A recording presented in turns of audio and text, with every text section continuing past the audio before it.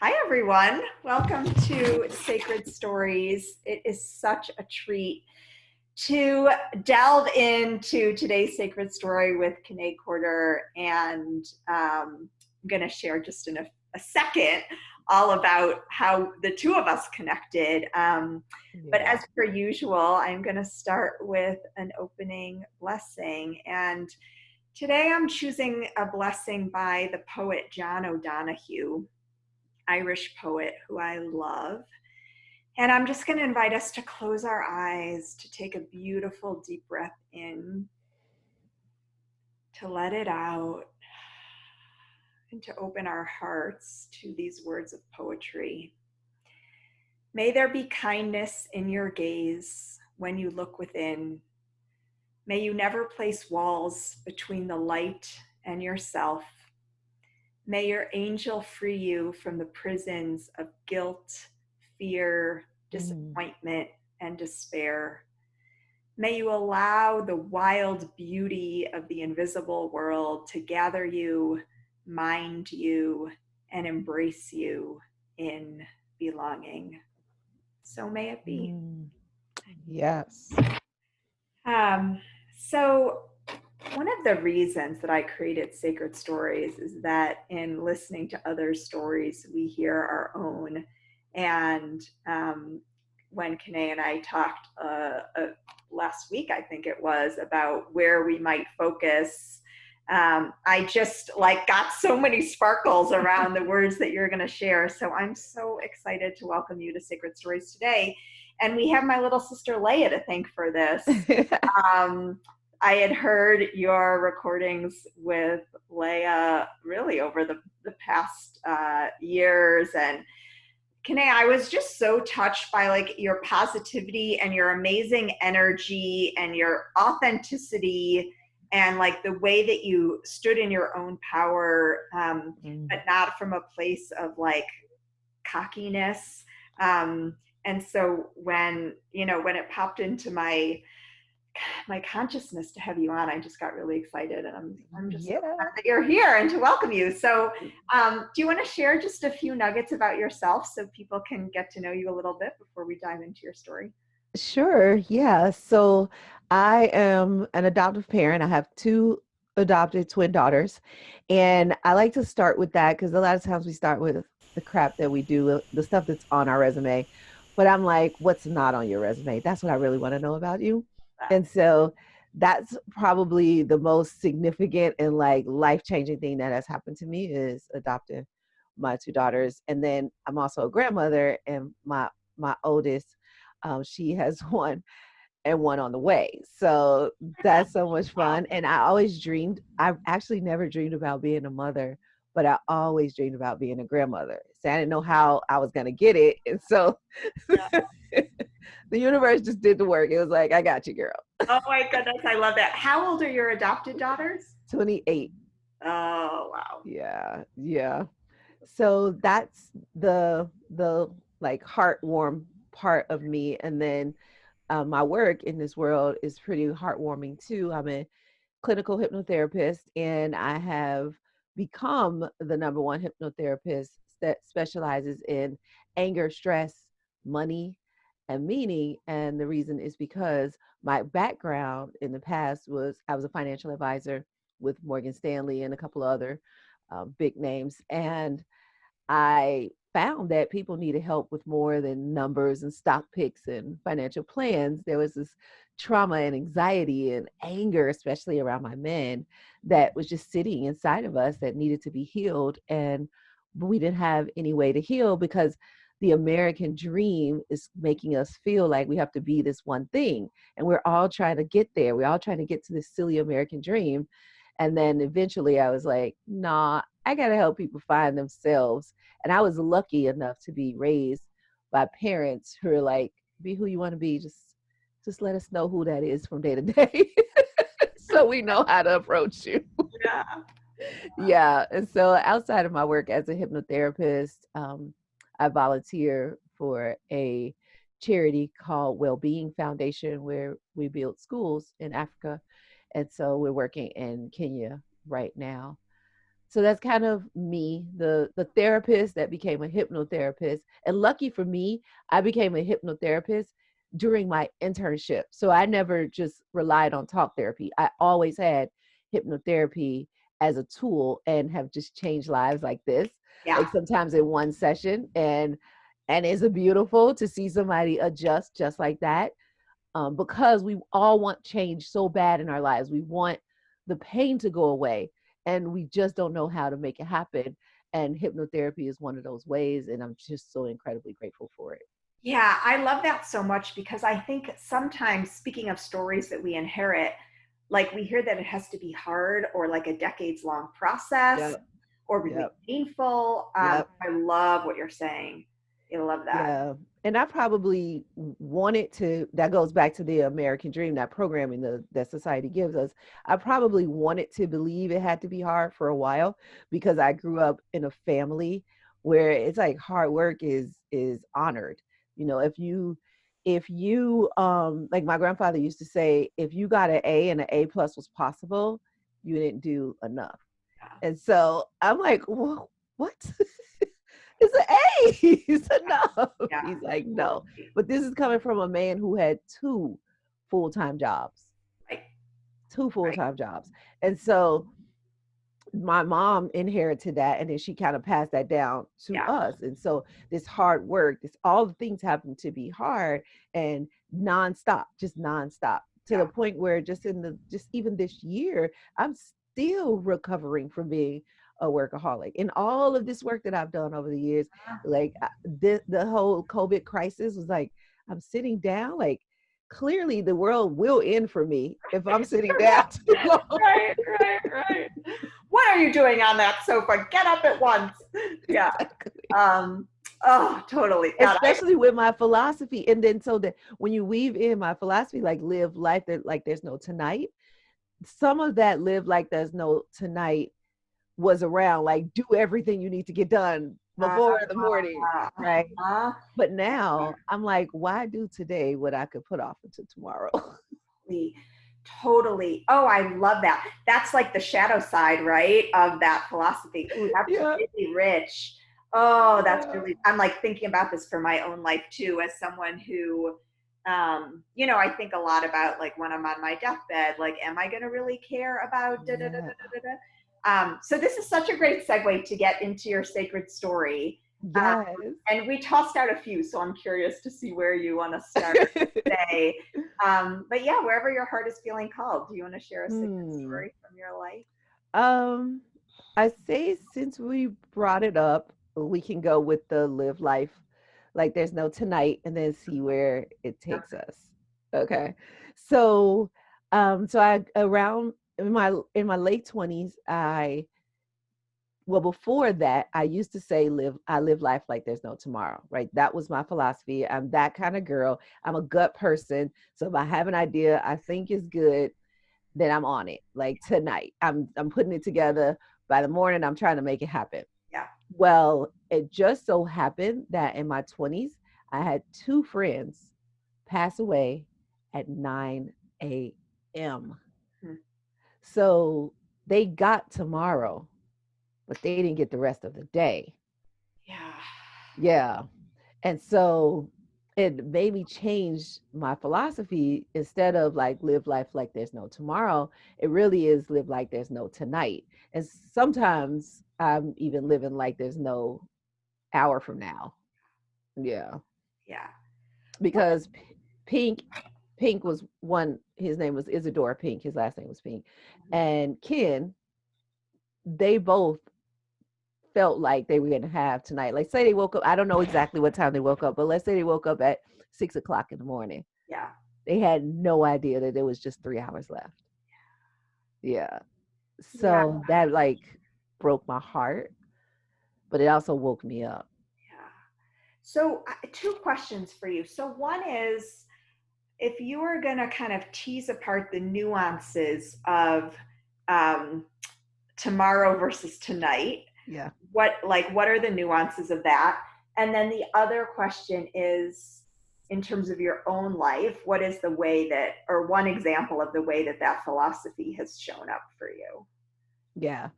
So, okay, so if you tease out the nuances, when you live life like there's no tomorrow, you know that sentence I said, why do today when what I could put off until tomorrow, right? So Right. if you pick those apart and you look at your list, your I call it a today list, you look at your today list and you're like, okay, what are the things that absolutely need to get done today? Yeah. And then you can like mirror that up against, okay, how do I choose these things? Well, I choose them by if I am not here tomorrow, would I have want them to be done, right? So they got to get done before the night. That has to happen. And Yeah. that might be call my mom, right? That might not be finish the spreadsheet. Right. Because tomorrow, mommy can be called, but somebody else can finish that spreadsheet tomorrow if I'm not Ooh, here. that landed. Yep. That Yeah. landed. Yeah. So those are the things, and that is the new way that I live, and I'm honing that every single day. I'm getting tighter and tighter about it, because in my early days, like maybe my early 30s, I thought live like there's no tonight was more like get everything done, get it all done, don't stop until it's finished, right? Yeah. And Yeah. I was stressing myself out. And then it was like, girl, you need to calm down, because you won't be here after tonight if you stress yourself out. Just gonna explode all over the floor. There will be no Kiné in the morning. Exactly. So that's kind of that's one of the ways I kind of flesh that out and like pull that apart. Because I think when people hear that, sometimes if they are overachievers, like like we are, they're like, well, if I'm going to live life like there's no tomorrow, that's a lot of pressure. Or like there's no tonight, that's a lot of pressure, right? And I'm saying the other way. Use it the other way to say what are the most important things. That way you don't put yourself in a bunch of pressure because you're like not important, not important, not important, not important. But the very important things will help you determine, oh, okay, if I get taken, whoever you believe in, God, whoever, if I get taken, God takes me tonight, I'm good. I feel good about the life I'm leading. Yes. Yeah, Yeah. exactly. And And if you live like there's no tonight, right? And then the thing you're about to do, you want to say, well, I'll just ask for forgiveness tomorrow, right? Whatever. Whatever you're about to write in your journal, whatever it is, is this the last thing you want written in this journal? Yeah. Is this the last action you want to take? Is Yeah. it? Right? So if I have an argument with somebody, I have to know inside my soul that I'm okay with leaving it just like that. Right. And sometimes I am. Sometimes I'm like, that's it. That's just the way it has to end this way. Um, I'm okay with that. Yeah. Other times I'm like, I'm not okay with that. Gotta call them back. Hey, yo, we need to address this. Like, I love you. I'm still mad at you, but we can't not figure this out. We got to, Yeah.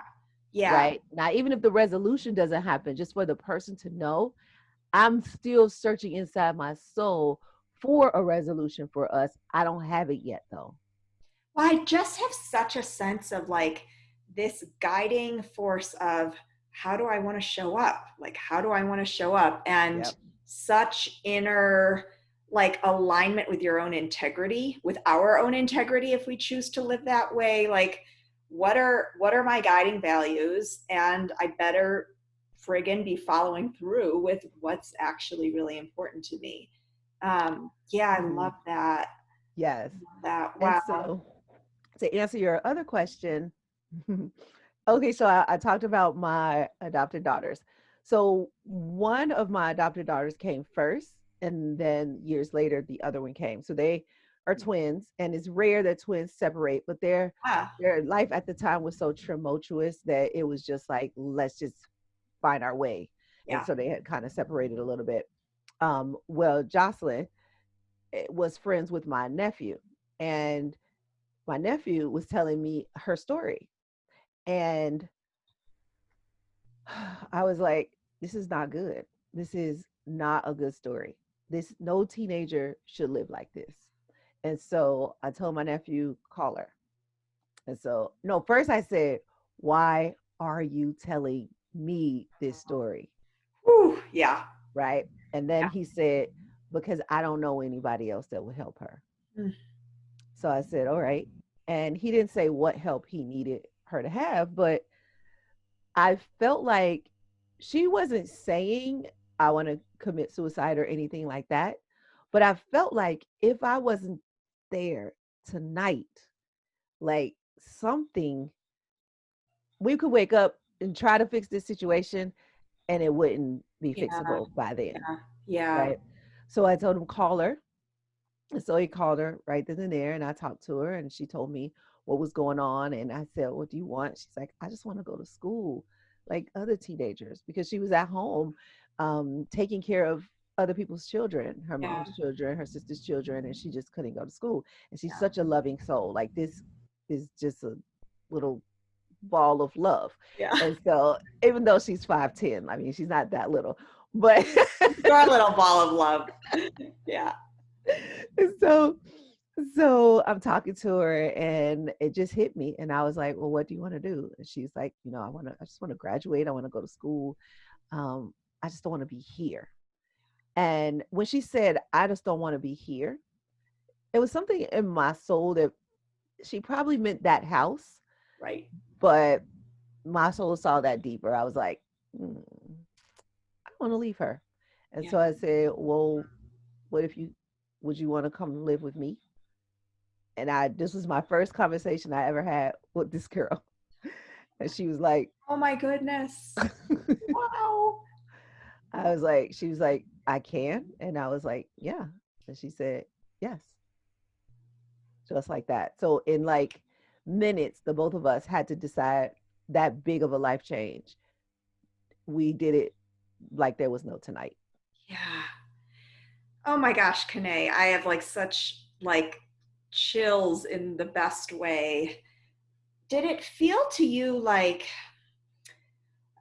we've talked a lot on this series about how we tap into inner knowing, and so I guess I'm like thinking about, was it an intuitive sense, was it like a gut sense, was it just like a spiritual knowing? How did the energy of saying, well, would you like to come live here, like flow through you? Um, it felt like I was completing like myself. Like a lot of times when I tell this story, people are like, "Oh, you did so much for her," and I was like, "Might be the other way around."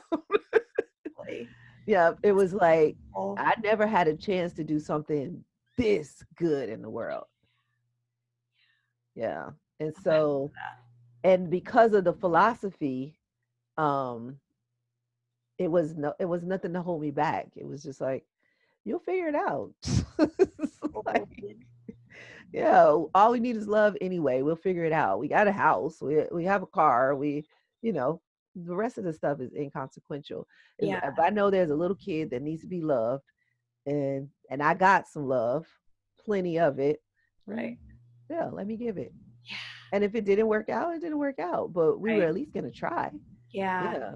Oh Hmm. my goodness. Yeah, and just this idea of like what we offer comes back to us exponentially. Like here you were doing this incredible act of generosity, and the way you frame it is, oh my God, like I just received this ginormous Yeah. gift. Yeah. I love that. That's actually a really important reminder for us, I think, because sometimes we're propelled by mm, maybe more like kind of self-directed Yeah. energy. But if we can tap into like the ways that we receive so much by what we emanate or extend, um, that's a really fun place to play. I mean, that feels deeply Yeah. spiritual to me.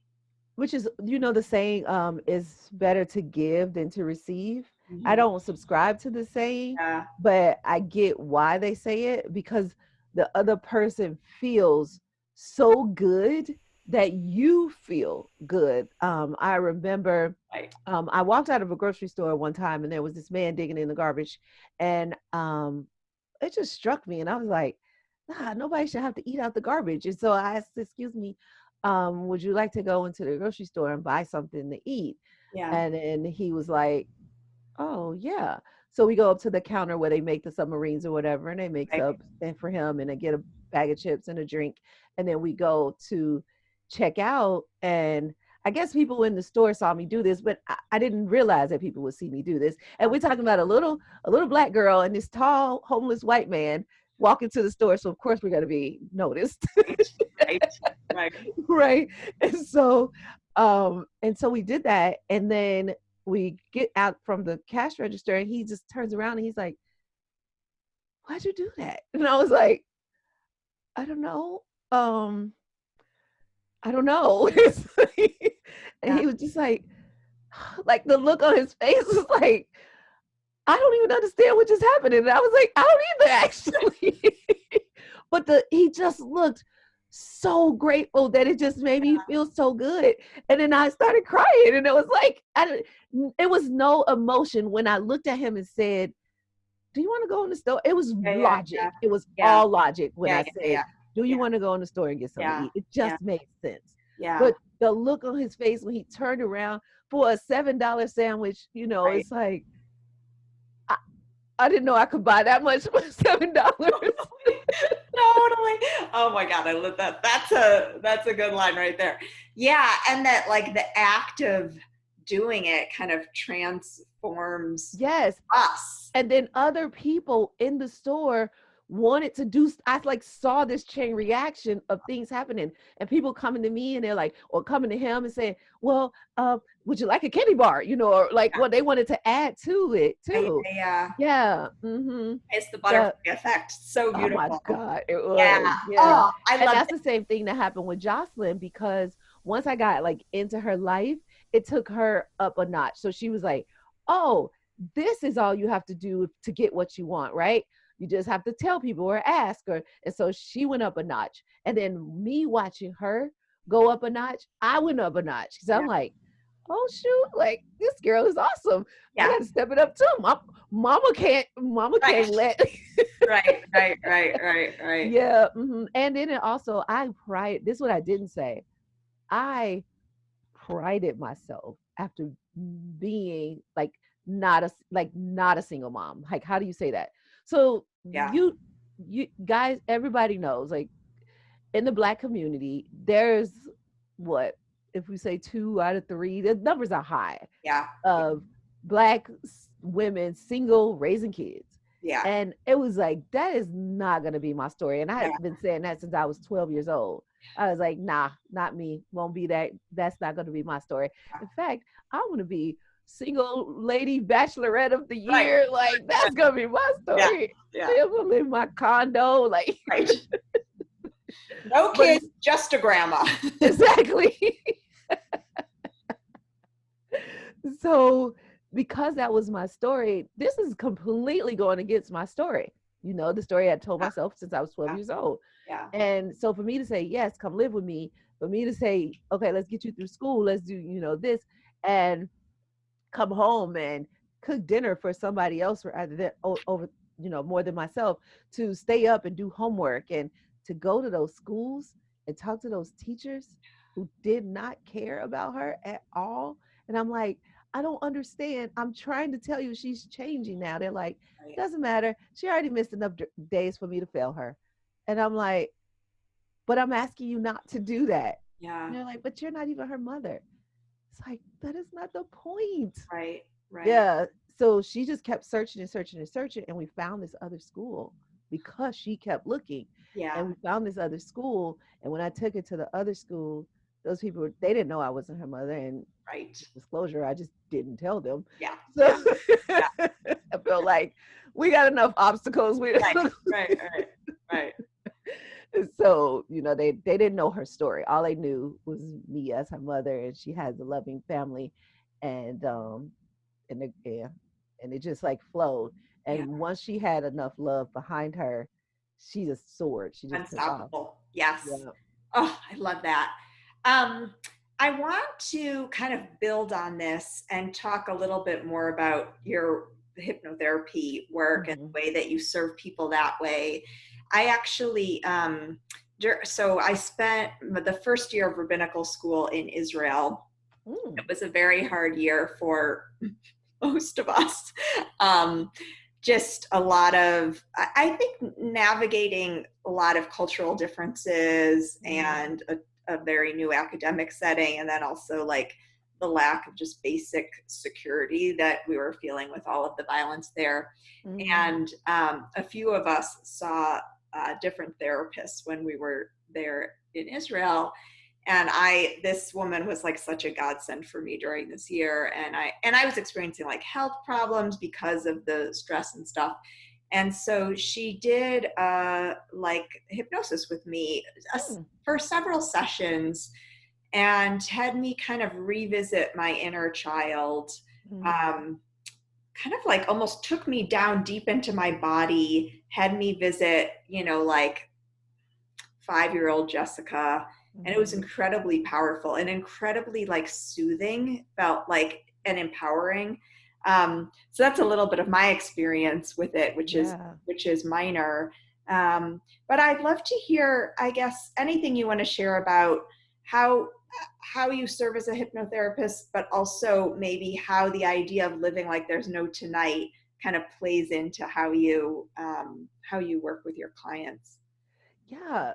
So what that woman did with you is one of the ways that I do hypnotherapy. I love inner child work. Yeah.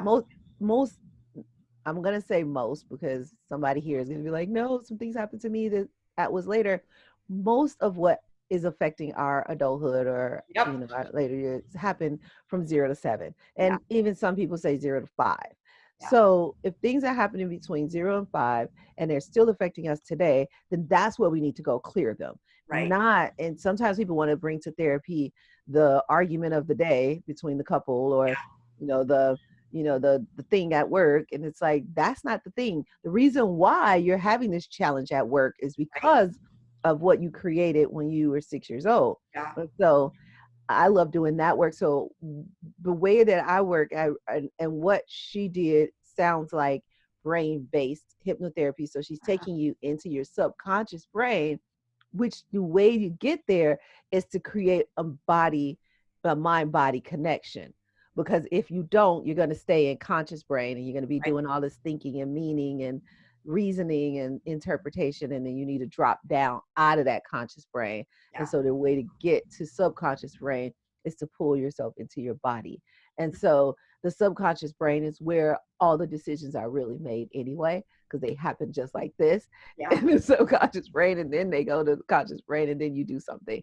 And Right. so, but it's this like, I call it a jukebox playing. And so the way that I explain it to people, because to take all the mysticism out of hypnotherapy Right. is just to say, I am showing you two things. One way I say this is I'm showing you how to change the song. Because Uh, if you go into a restaurant, right, one of these old restaurants where yeah. jukebox used to live, Yeah. and the jukebox would decide what to play. And they'd be Right. like, "Da-da-da-da," it's Uh-huh. probably playing the same songs in the Yeah. same order Yeah. over and over and over again. Well, hypnotherapy gives you the power to go and change the song and say, I don't want to play that song anymore. I will now want to play selection 1226. Right. Yeah. So, Right. Right. I yeah, love that metaphor. It's really good. yeah. And so you're changing the song. So it's not over and over, because that Einstein says, or it was quoted as saying, doing the same thing expecting a different result was the definition of insanity. And Right. I say that's the definition of humanity. Right. We're all doing Yeah. it. Yeah. Yeah, we can't even help it. We don't want to. And so because we can't help it, we need a guide. We need a hypnotherapist to take us down into that subconscious brain and allow us create that space for us to heal. And most people want to heal. Yeah. And Yeah. I'll say in this day and age, narcissists are big. Everybody's calling their ex-husband a narcissist. Right. Or their parents. Right on there, yeah. And so, but that brain space, that narcissist brain space, can still also be healed in Yeah. hypnosis, and that person also still wants to heal, even though it doesn't look like it. They don't say it out loud, but because I specialize in anger and stress, I know that even the narcissist wants to heal. We all want Yeah. to heal. We Yeah. all want the pain to go away. And another way, I said there were two ways that I explain hypnosis. And the other way is that because we talked about that doing the same thing, expecting a different result, Now the brain only sees this because the brain sees familiar as good and then unfamiliar as Right. bad. So if the brain says familiar here, I see this part, it's familiar, but I've never seen what's over here. So it must be bad. I'm Right. not even looking over there. Right. So my job is to allow the brain to open up to see all the options. And Yeah. you can still choose this one if you want, Yeah. but at least now you know you have other options. Mhm. And so you're going to go down this line. And it's kind of like what I said with Jocelyn. It took her up a level, like work, just getting that love inside of her, having somebody pour into her. Same thing with hypnosis. It's like it opens up this whole new part of you and it takes you up a notch because you're Yeah. like, oh, I have that inside of me. I Right. didn't even know. Right. Yeah. Yeah. Oh, I love that. So how does that, so when you work with your clients, do you call them clients? Well, most of the time I say patients because Patients. I started in the hospital. Yeah, yeah, yeah. I love Yeah. it. So when you work with your patients, I guess like what might be an example of something you do, and or how would this idea of living like there's no tonight maybe come into play in how you're helping to support them? Well, I would say I would take anxiety as, even though I didn't say I specialize in anxiety, it all goes together. Like Yeah, anger, anxiety, stress, all of that goes together. And then depression comes in there too, because enough anxiety will cause you depression. yeah, And yeah. um, so depending on what the person is experiencing. So for, let's say, let's take anxiety. This is where I see it the most. For anxiety, that's going to happen different ways for different people, right? Right, So for me, not having to think things through, having to do 10 to 12 steps to get to a place, that is going to cause me a bit of anxiety. right. And so Yeah. my work, if I was to go myself through, and I have gone through hypnosis, then what I have to work on is, where did I get this idea that life was supposed to happen in 3 steps, not 10, Uh-huh. right? Yeah, yeah. And I need to clear that story Right. so that I can do the 10 steps before tonight, or know that if I get the 3 steps done, that's just enough to get me through. And that's enough. And we can do no three other steps tomorrow, rather than saying, it's 10 steps, can't do it. I'm Right, sorry, just can't right, do it. right. Right. And don't do any steps. Cause Yeah. that's usually what happens if we see a block. We're just like, not moving, not Yep. going. Yeah, And yeah. so, but it, for another person, and I call these head people because I'm a gut person. And so a head person is going to see, if there's one step, a head person is like, no, it has to be Right. more than Two one needs. step. Yeah, yeah, yeah. Yeah. I need 17 steps before I will take a step, right? They need to evaluate all options. They need to look at all the holes, the pitfalls, the who else will be involved, the variables that, they have to talk. And if they don't do this, they will have anxiety around this. And so hypnotherapy is a great way to relieve the pressure of having to know everything, because that's really what a head person Yeah. is doing. They need to know everything. Yeah. A gut person, they don't need to know everything. They're like, too much information. Let me just go. And Right. sometimes people ask me, they're like, you weren't scared? I was like, of what? I didn't know what to be scared Right. of. Yeah. Yeah. I didn't know enough Yeah. to be scared. Yeah. Yeah. It And just, so clearing up that like the anxiety around, what will it take? Like, what will it take? That's a question I have people ask, rather than like, why and what? It's like, just ask, what would it take? What would it take for me to live like there's no tonight, right? Like, what would it take for me to just completely show up in the world, to uh-huh. show up for Jessica, to show up for Jocelyn, to show up for myself, whoever it might be, to show up for the world? What will it take? And sometimes it takes you getting outside of yourself, but most of the time it takes for you to get inside of yourself. Hmm. Hmm.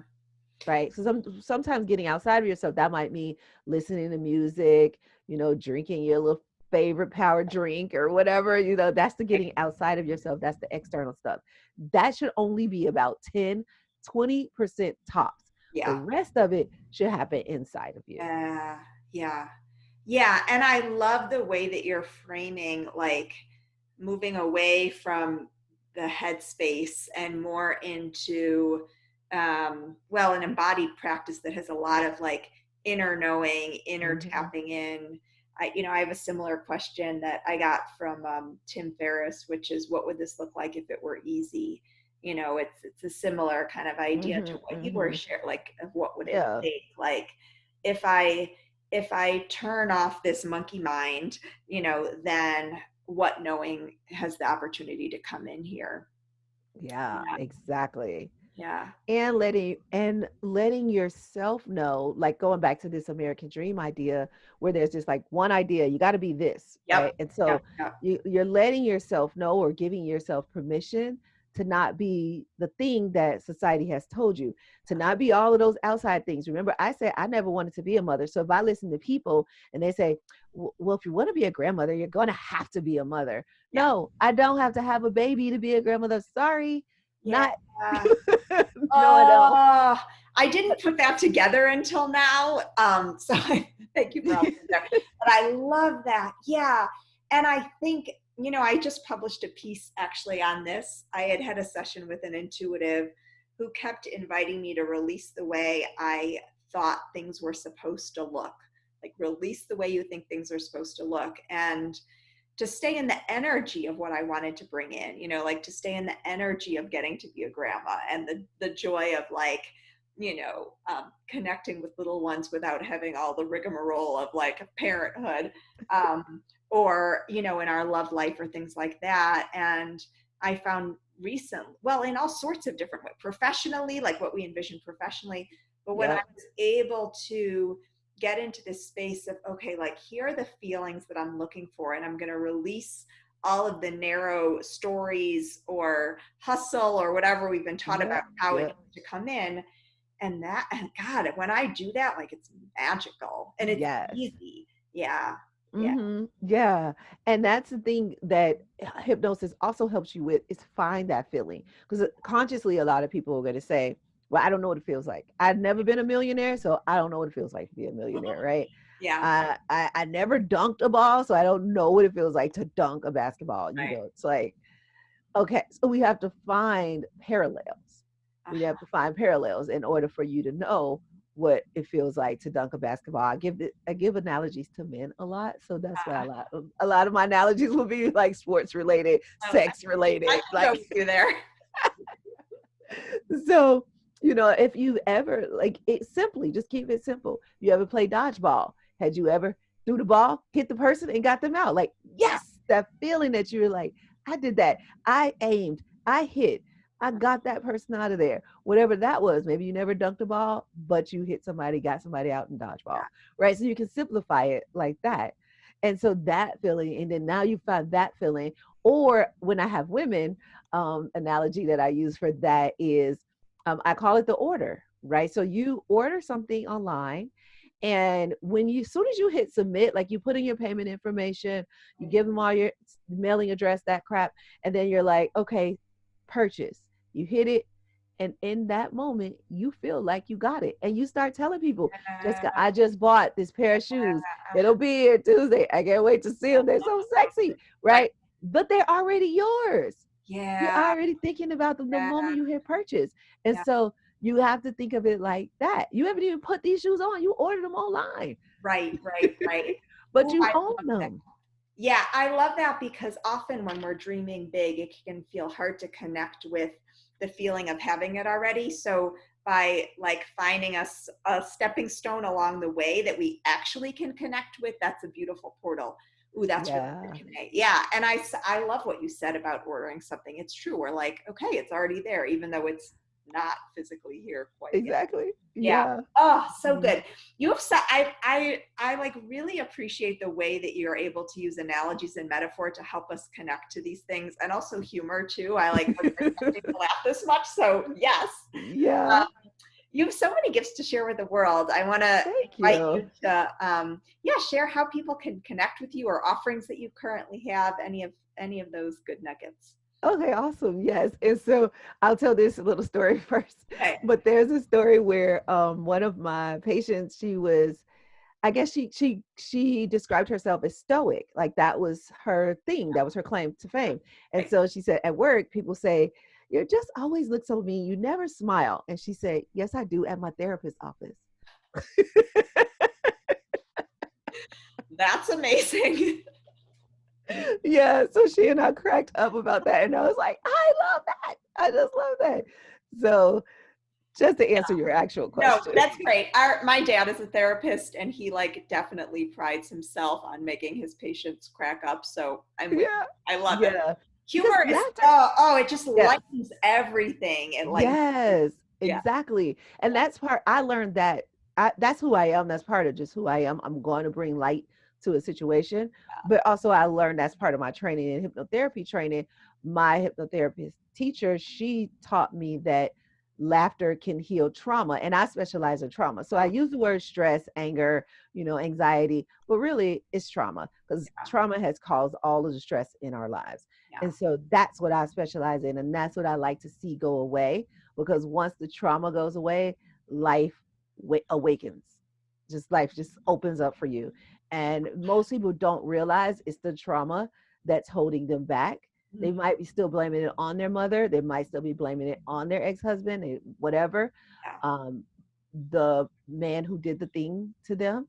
But it's the trauma itself because we are all like powerful, loving, innocent human beings. We grow to become whatever we become, hurting each other one by one, hurting and hurting and applying hurt all over the world because we're not healing our Yeah. trauma. So Yeah. that person that hurt you is still a loving, innocent human being who did not set out in this world and was not born first day, wah, coming out their mom, like can't wait to ruin some woman's life.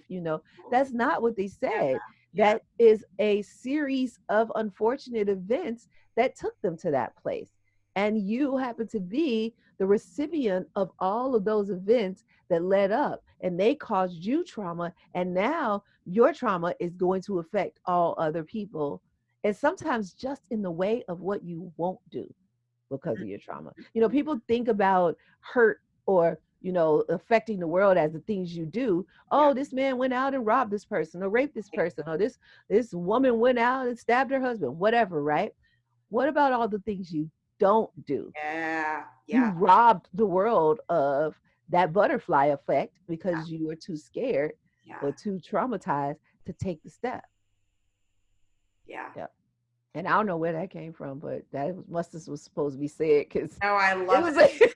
like, I love it. And I just kept thinking, like, it's all healable. It's all healable. And then when we're yes, able to do the healing, girl, that is the title of my book. done. I will be first in line to have you sign that book that you write. Yes.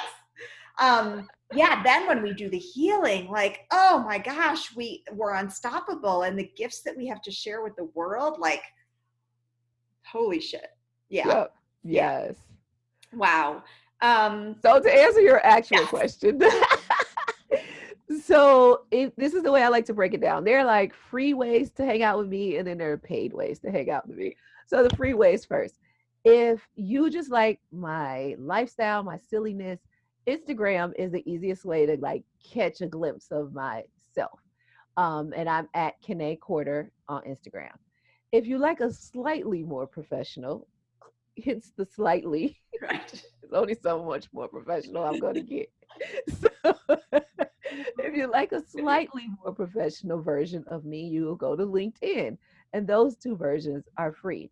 Now, I do have a free quiz on my website, which is presidentiallifestyle.com.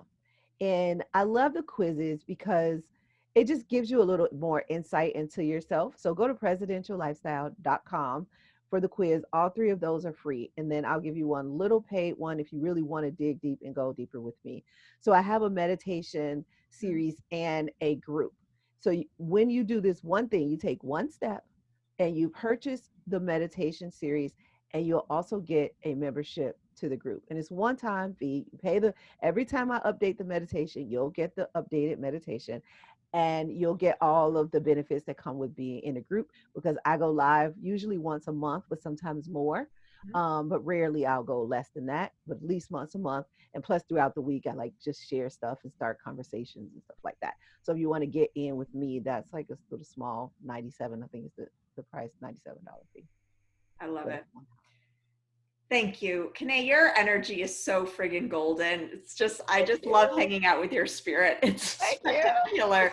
It's spectacular. And I know that our listeners are gonna be able to listen to this and more importantly, to feel it Yay. and get excited by the ways that we can do healing that feels like juicy and light filled and elevating, Yeah. in order Yes. to really like step into our own power and our own compassion and our own generosity. Yes.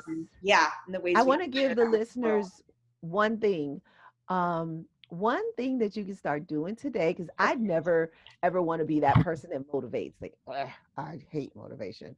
There's only a few things in the world that I use that word with, and motivation is one of them. I do not like motivation, Got it. but I Okay. want to activate you. And so, Mm. one question you can start asking yourself every day, and even sometimes at night, because we might forget by the end of the Right. night. But ask yourself what's going well. Mm. And you can start asking other people. So if you are the positive person in your life and you start asking, and you usually say to people, "How you doing?" And they're like, "Oh, let me tell you." Yeah. Well, Yeah. it's Yeah. like, I don't want to hear it. So instead of saying how you doing, you can say, "Jessica, what's going well?" You, Yes. yeah, and only one or two things are gonna happen. Either Jessica's gonna tell you what's going well, or she's not gonna say anything at all because she can't figure out what's Right. going well, right? And Right. at least you don't have to hear the bad news. Yeah. Oh, Kane, I love this. So I'm gonna, okay, so usually I kind of close the sacred container with a closing blessing, and I'm gonna bring your words of wisdom into that. Um, may we each know that our deepest essence is that of connecting with goodness, connecting with light, compassion, generosity, humor, and playfulness. And may Yes. we be able to take that knowing into all of our interactions and all of the ways that we dance with spirit and move through life, and take this beautiful invitation from Kine and to ask ourselves and to ask each other what is going well and what is Yes. going really well. Yes, yes. Oh, thank you for your heart and your wisdom and your stories. So, You are so welcome. My delicious. pleasure. Yeah, so delicious. All right. Thanks, Kine. Thank you.